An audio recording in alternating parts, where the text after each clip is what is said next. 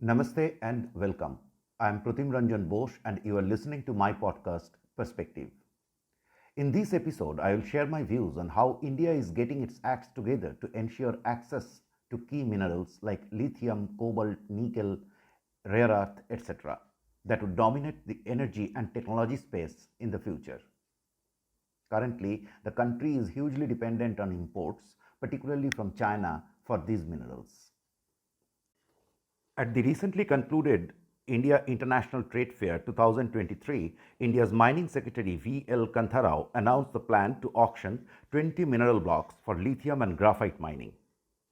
The initiative is backed by a series of reforms over the last decade to bring the sector out of state domination and make it market friendly.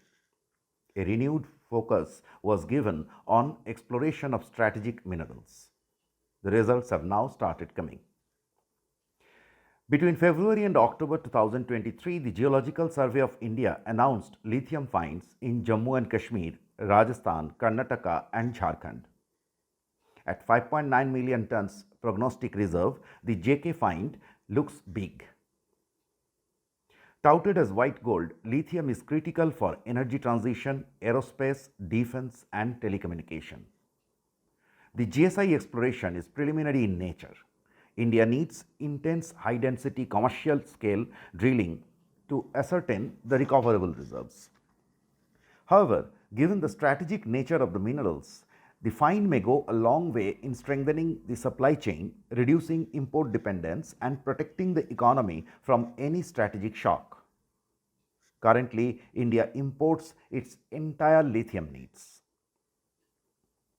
Striking white gold is part of a much bigger attempt to reform India's mining space that began in 2015 when Narendra Modi government took the initial steps to end the 4-decade-old nationalization of commercial mining in coal, the primary energy source of the country. The legal framework for denationalization was completed in 2019. Over the last 4 years, private commercial mining activity took off in over 70 coal assets. The episode helped India to break many glass walls in policy making. The benefits would accrue over the next decade.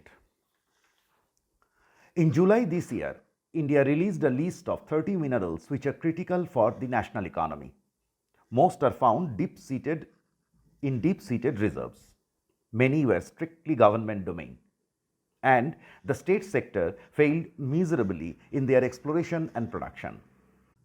India is fully dependent on imports for 1/3 of the critical minerals, including lithium, cobalt, nickel, vanadium, niobium, germanium, rhenium, beryllium, tantalum, and strontium. In 2021, the Planning Commission, now renamed as Niti Aayog, highlighted the need for assured availability of these resources for the country's industrial growth. However, the issue did not get due attention before Modi came to power. Between 2017 and 2020, GSI and the Atomic Mineral Division shared several reports and master plans to explore the strategic and rare earth minerals. Between 2020 and 2023, the annual exploration projects in the critical minerals segment doubled from roughly 60 a year to 120. The result is visible in unearthing lithium deposits. It was now time to unleash the private sector for their efficient extraction, and the government is working steadfastly in that direction. In August, the government declassified 6 minerals: beryllium, lithium, niobium, titanium, tantalum, and zirconium from the list of atomic minerals. To attract investors, royalty for lithium and niobium mining is fixed at 3%. For rare earth, the royalty is pegged at only 1%. With the ground rules in place, India is now moving towards auction of mineral assets. New Delhi is going whole hogged in ensuring domestic production of key minerals. To reduce supply side concerns, the country should acquire assets in overseas destinations where such minerals are abundantly available.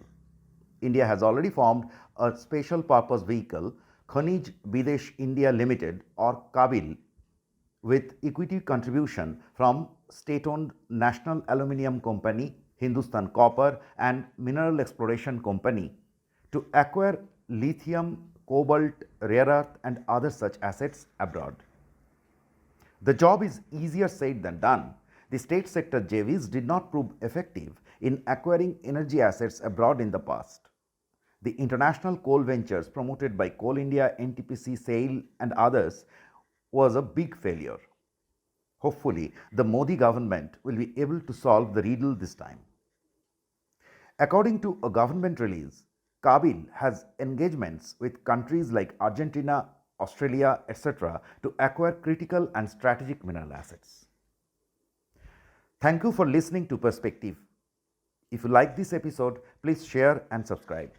See you next week. फिर मिलेंगे.